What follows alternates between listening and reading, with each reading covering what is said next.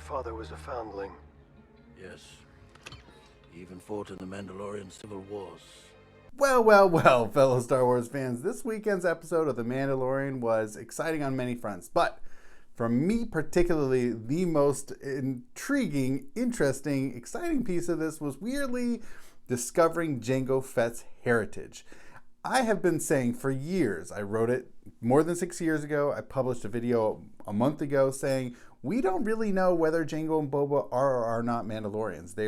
It was really unclear. In canon, it had never been actually explored. Yes, there had been one mention in the second season of Star Wars: The Clone Wars when Prime Minister Almec tells Obi-Wan Kenobi, Jango Fett was a common bounty hunter.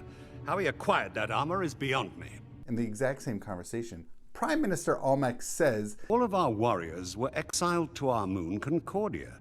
They died out years ago. We know later in the episode that's patently false. So why should one, he makes two claims. One is clearly false. Why should we believe Prime Minister Almec about Jango Fett? Prime Minister Almec is not Mr. Trustworthy, okay? Why should we trust him about Jango Fett? Well, we discover in this weekend's episode the tragedy that Jango Fett was indeed a foundling. Then that armor belongs to you. I appreciate its return. One actually highly ambiguous piece I'm going to claim is that, yes, Jango Fett is a foundling. How does Boba Fett identify?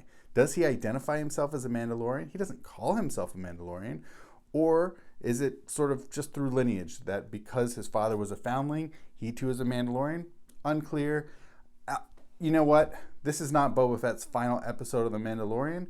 It's possible, who knows, we might be able to see a little bit more, we might be able to learn a little bit more about Boba Fett, how he identifies maybe his time on Tatooine after what we saw in The Return of the Jedi. Who knows? So this was really exciting for me. We don't have to trust Prime Minister Almec.